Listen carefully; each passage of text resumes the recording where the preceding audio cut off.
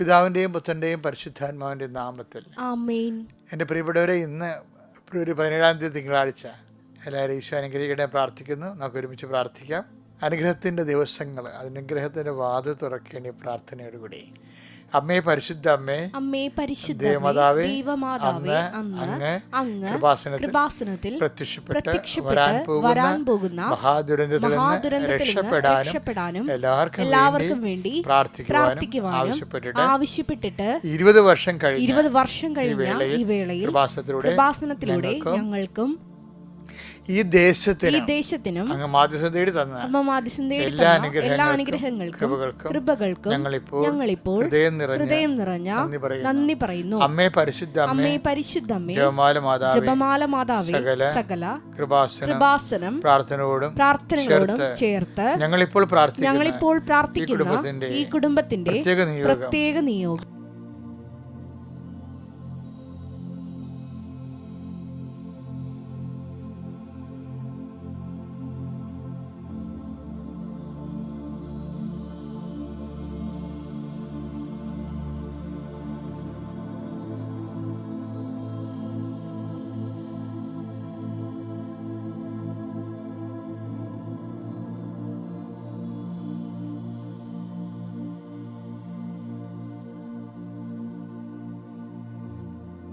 അമ്മയുടെ പ്രത്യക്ഷീകരണത്തിന്റെ ഈ ദ്വാദശക വേളയിൽ ഞങ്ങൾക്ക് സാധിച്ചു തരുവാൻ കനിയണമേ. വിശ്വാസ പ്രമാണം. സർവശക്തനായ പിതാവും ആകാശത്തിന്റെയും ഭൂമിയുടെയും സൃഷ്ടാവുമായ ദൈവത്തിൽ ഞാൻ വിശ്വസിക്കുന്നു. അവിടുത്തെ ഏകപുത്രനും ഞങ്ങളുടെ കർത്താവുമായ ഈശോ മിശിഹായിലും ഞാൻ വിശ്വസിക്കുന്നു.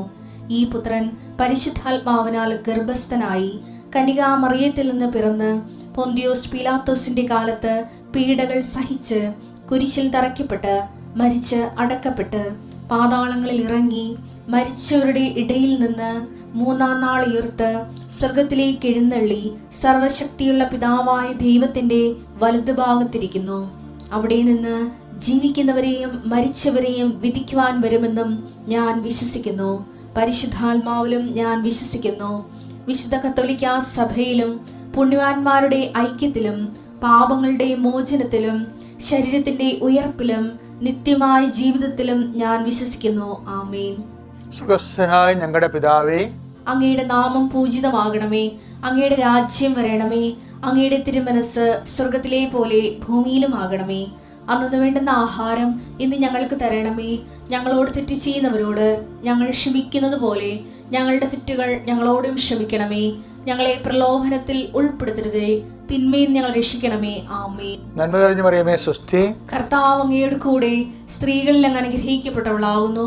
അങ്ങയുടെ ഉദരത്തിൻ ഫലമായി ഈശോ അനുഗ്രഹിക്കപ്പെട്ടവനാകുന്നു. പരിശുദ്ധ മറിയമേ, തമ്പുരാന്റെ അമ്മേ, പാപികളായ ഞങ്ങൾക്ക് വേണ്ടി ഇപ്പോഴും ഞങ്ങളുടെ മരണസമയത്തും തമ്പുരാനോട് അപേക്ഷിക്കണമേ. ആമേൻ. എൻ്റെ പ്രിയപ്പെട്ടവരെ, നമ്മൾ അനുഗ്രഹ പ്രാർത്ഥന ആരംഭിക്കുകയാണ്. കഴിഞ്ഞ ശനിയാഴ്ച മുതൽ ബോർഡ് എക്സാം തുടങ്ങിയിട്ടുണ്ട്. പിന്നെ മത്സര പരീക്ഷകൾ, ഡിഗ്രി എക്സാംസ്, SLCയുടെ പരീക്ഷകൾ.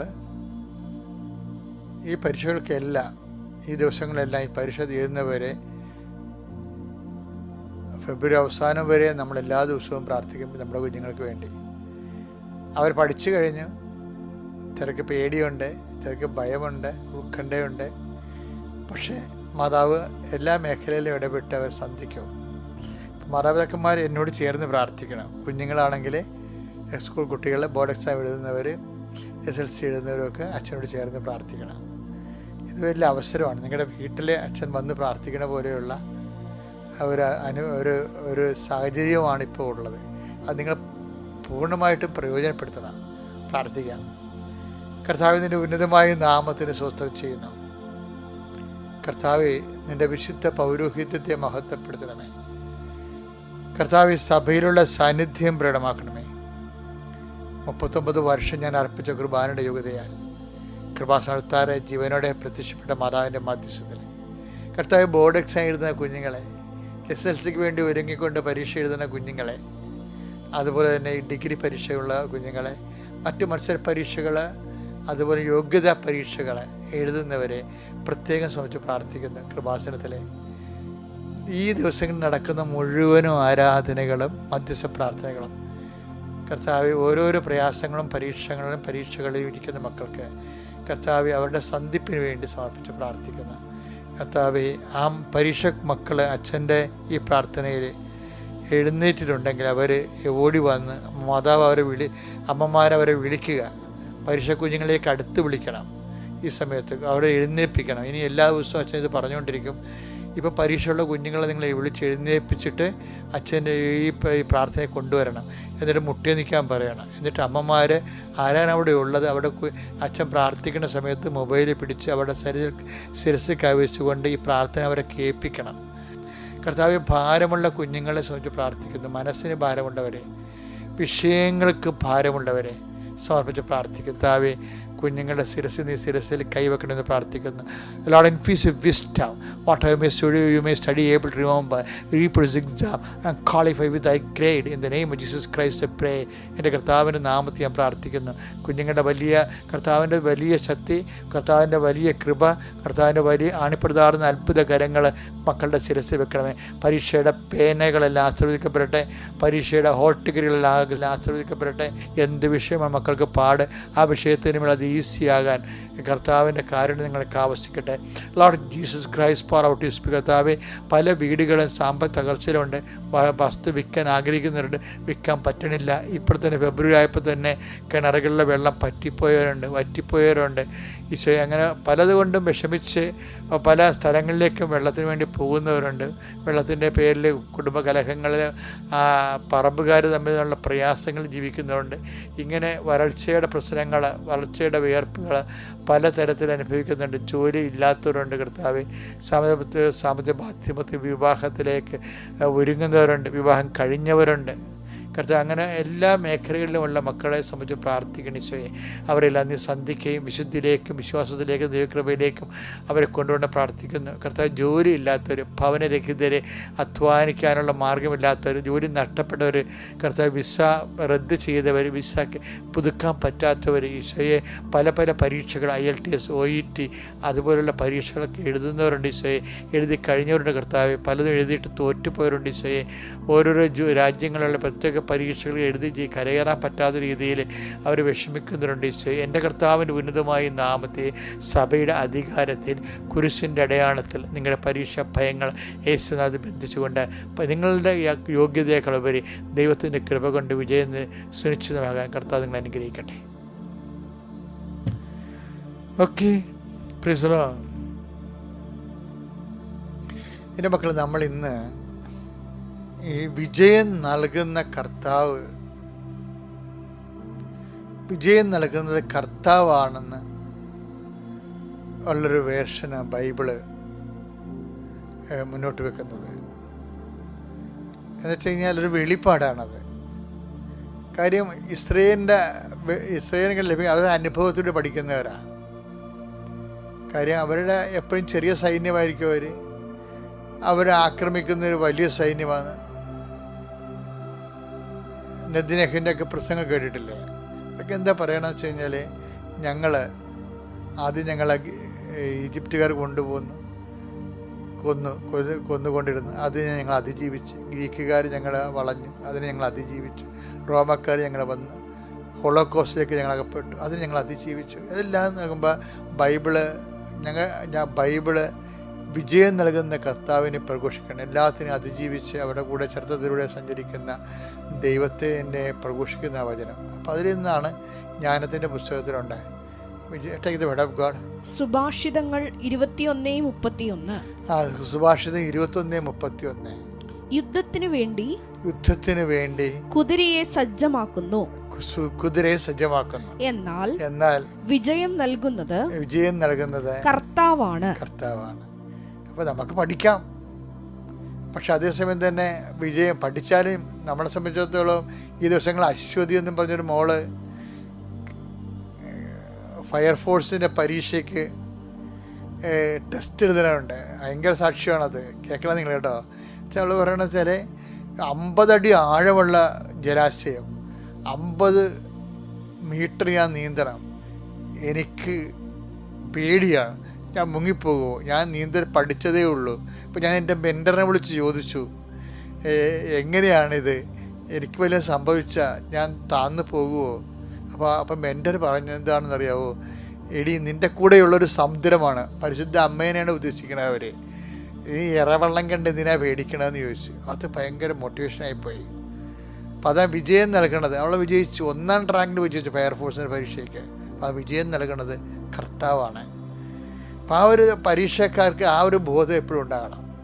പരീക്ഷക്കാരൊന്നുമല്ല, നിങ്ങൾ പരാജയപ്പെട്ടു എന്ന് ഏതെങ്കിലും വിഷയം, സാമ്പത്തികമാകാം, സാംസ്കാരികമാകാം, കുടുംബപരമാകാം, ക്രയവിക്രയമാകാം, വിനിമയമാകാം, കൂട്ടുകച്ചവടമാകാം, നമ്മൾ പറ്റിക്കപ്പെട്ടു എന്ന് തോന്നിക്കഴിഞ്ഞാൽ, ആ പരാജയപ്പെടുത്തി അല്ലെങ്കിൽ പരാജയപ്പെട്ടു എന്ന് തോന്നിയാൽ നിങ്ങളിത് പറയണം. എന്താണ്? സുഭാഷിതങ്ങൾ 21:31 പറയണം. എന്താണ്? വിജയം നൽകുന്നത് കർത്താവാണ്. അതായത് അത് പ്രഖ്യാപനമാണ്. വിശ്വാസത്തിലെ ആവിഷ്കാരങ്ങളിലെ ഏറ്റവും പ്രധാനപ്പെട്ടതാണ് എന്താണ്? പ്രഖ്യാപനം. അപ്പം അതുകൊണ്ട് ഇപ്പം ക്രിസ്തുവിൻ്റെ ജീവിതത്തിലെ ക്രിസ്തുവിൻ്റെ ഏറ്റവും വലിയ പ്രഖ്യാപനം എന്താണെന്നറിയാവുക? 17:17 പല പ്രഖ്യാപനങ്ങളുണ്ട്, പക്ഷേ ചില സാഹചര്യങ്ങളിൽ നിന്നുകൊണ്ട് ക്രിസ്തു പ്രഖ്യാപിക്കുന്നുണ്ട്. പത്രോസ് തള്ളിപ്പറയാൻ പോകുന്നു, യൂദാസ് ഒറ്റിക്കൊടുക്കാൻ പോകുന്നു. അതിന് ഒരു അരമണിക്കൂർ 10 മിനിറ്റ് മുമ്പ് ഈശോ പറയേണ്ട ഒരു വർത്തമാനമുണ്ട്. ആ പത്രോസ് തള്ളിപ്പറയുന്നതിന് 10 മിനിറ്റ് മുമ്പ്, യൂദാസ് ഒറ്റിക്കൊടുക്കുന്നതിന് 10 മിനിറ്റ് മുമ്പ്, തൻ്റെ നില തെറ്റിയിരിക്കുന്ന സമയത്ത്, തൻ്റെ എല്ലാ പിടുത്തവും നഷ്ടപ്പെട്ട സമയത്ത് കർത്താവ് പറയേണ്ട വാക്കുണ്ട്. അത് യോഹന്നാൻ 17:17 രേഖപ്പെടുത്തിയിട്ടുണ്ട്. എന്താണ്? അവരെ അങ്ങ് സത്യത്താൽ വിശുദ്ധീകരിക്കണമേ. അവിടുത്തെ വചനമാണ് സത്യം. അതായത് ശിഷ്യന്മാര് വചനം അറിയാവുന്നത് കൊണ്ടാണ് അവർക്ക് തെറ്റ് സംഭവിക്കണമെന്ന് പറയുന്നുണ്ട് ഈശോ. മത്തായി 22:29. മത്തായി 22:29. യേശു മറുപടി പറഞ്ഞു, വിശുദ്ധ ലിഖിതങ്ങളോ ദൈവത്തിന്റെ ശക്തിയോ മനസ്സിലാക്കാത്തതിനാൽ നിങ്ങൾക്ക് തെറ്റുപറ്റിയിരിക്കുന്നു. അപ്പോൾ തെറ്റുപറ്റാനുള്ള സാധ്യത വചനം മനസ്സിലാക്കാത്ത കൊണ്ടാണ്. അതുകൊണ്ടാണ് കർത്താവ് അവരോട് ക്ഷമിക്കണമെന്ന് പറയണത്. അവരോട് കരക്കുരിശിക്കണമെന്ന് പറയത്തില്ല, അവർ ചെയ്യുന്നത് എന്താണെന്ന് അവർക്ക് അറിയത്തില്ല. എന്ന് വെച്ച് കഴിഞ്ഞാൽ അവരിതിൻ്റെ വചനം മനസ്സിലാക്കിയിട്ടില്ല. അവർ ചെയ്യുന്നത് എന്താണെന്ന് അവർക്കറിയാവേ, അവർ ആളെ കൊല്ലുകയാണ്. പക്ഷേ അത് എൻ്റെ റൂട്ട് കോസ് എന്താണ്? രക്ഷാകര പദ്ധതിയെക്കുറിച്ച് he's not known to them. അതാണ് വിഷയം, അവർക്കറിയത്തില്ല.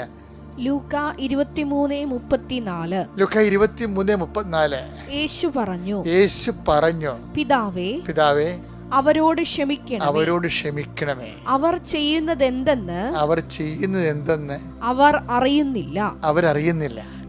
ഇതിനോടാണ് നമ്മൾ മത്തായി 22:29 കൂട്ടിവെക്കേണ്ടത്. എന്താ കാര്യം? അങ്ങയുടെ വചനം അറിയാത്തത് കൊണ്ട്, വചനത്തിലൂടെ ഉൾത്തിരിഞ്ഞു വരുന്ന രക്ഷാകര പദ്ധതിയെക്കുറിച്ച് നോൺ ടു ദം, അവർക്ക് അതിനെക്കുറിച്ച് അറിവില്ലാത്ത കൊണ്ടാണ് അവർക്ക് തെറ്റ് സംഭവിക്കുന്നത്. ആർക്കാണ്? പിലാത്തോസിനും കയ്യഫാസിനും അന്നാസിനും. അതേ വർഗത്തിൽ തന്നെയാണ് പത്രോസ്, കർത്താവിനെ തള്ളിപ്പറയാൻ പോകുന്ന പത്രോസ്, കർത്താവിനെ ഒറ്റിക്കൊടുക്കാൻ പോകുന്ന യൂദാസ്. അവരും അവരുടെ കൂടെയുള്ള യോഹന്നാൻ മുതൽ പേരുകളും എന്താണ്? അവരെക്കുറിച്ച് ഈശോ പറയുന്നത് എന്താണ്? അവർ സത്യത്താൽ വിശുദ്ധീകരിക്കാൻ. എന്തെന്നാ പറയണത്? യോഹന്നാൻ 17:17 എന്ന് പറയുന്നത് അങ്ങയുടെ വചനമാണല്ലോ സത്യമെന്ന്. ആ വചനത്തിലും വാഗ്ദാനങ്ങളിലും എല്ലാം വിശ്വസിച്ചുകൊണ്ട് ഈശോ തൻ്റെ നിലപാട് വ്യക്തമാക്കും. തൻ്റെ നില വിട്ടുപോയ അവസ്ഥകളിൽ, കൈ വിട്ടുപോകുന്ന അവസ്ഥകളിൽ കർത്താവ് വചനം അനുസരിച്ച് വചനത്തിന് സാക്ഷ്യം കൊടുക്കും. വചന ചില സമയത്ത് നമ്മുടെ പവറേ, നമ്മുടെ വാക്കുകൾക്കൊക്കെ ഭയങ്കര പവറാണ്. അതായത് ഒരു വിശ്വാസം, ദൈവത്തിന് അതിൻ്റെ അകത്ത് കക്ഷി ചേർത്തിട്ടുള്ള, ദൈവത്തിന് അറ്റാച്ച് ചെയ്തിട്ടുള്ള ദൈവികമായ വചനത്തെ ശക്തിയെയും പുരയിടങ്ങൾ അറ്റാച്ച് ചെയ്യത്തില്ലേ, അതുപോലെ നമ്മൾ ദൈവത്തിൻ്റെ ശക്തിയെ അറ്റാച്ച് ചെയ്തുകൊണ്ട് വിശ്വാസം പ്രഖ്യാപിക്കുമ്പോൾ ദൈവത്തിൻ്റെ ശക്തിയെ നമ്മുടെ വിഷയങ്ങളിലേക്ക് അറ്റാച്ച് ചെയ്യാൻ പറ്റും. അത് നമ്മൾക്കോട് പറഞ്ഞു തരേണ്ടത് സിറോഫിനിഷ്യ സ്ത്രീ എന്നോ അല്ലെങ്കിൽ മത്തായി കാനംകാരിയോ എന്ന് പറയുന്ന ഒരു സ്ത്രീയില്ലേ, അവളെന്താ പറയണത്? യജമാനനെ അത് ശരിയാണ്, ഞാൻ പട്ടിയാണ്. എന്താണ് അത്? എന്നിട്ടെന്താണ് പറയണത്? പക്ഷേ നായ്ക്കൾ പോലും യജമാനൻ്റെ മേശമേൽ നിന്ന് വീഴുന്ന ഭക്ഷണങ്ങൾ കഴിക്കാറുണ്ടല്ലോ എന്ന് പറയുമ്പോൾ ഉമ്മൺ ഈശോ പറയും, സ്ത്രീയെ നിൻ്റെ ഈ വാക്ക് കൊണ്ട് തന്നെ നീ രക്ഷപ്പെട്ടിരിക്കണം. ആ വാക്കിന്, അവളുടെ വാക്കിന് രക്ഷയുടെ ശക്തി കിട്ടും. അത് ദൈവത്തിൻ്റെ ശക്തിയെ നമ്മൾ അറ്റാച്ച് ചെയ്ത് കഴിഞ്ഞാൽ വിശ്വാസ പ്രഖ്യാപനത്തിലൂടെ നമ്മുടെ വിഷയത്തിലേക്ക്, നമ്മുടെ അവസ്ഥകളിലേക്ക് ദൈവത്തിൻ്റെ ശക്തിയെ നമ്മൾ ഹോൾഡ് ചെയ്യുകയോ പ്രൊക്ലെയിം ചെയ്ത് കഴിഞ്ഞാൽ നമ്മുടെ വാക്ക് തന്നെ ദൈവത്തിൻ്റെ ശക്തി നമ്മളിലേക്ക് അനുഭവിക്കുന്നതിന് കാരണമായി മാറും.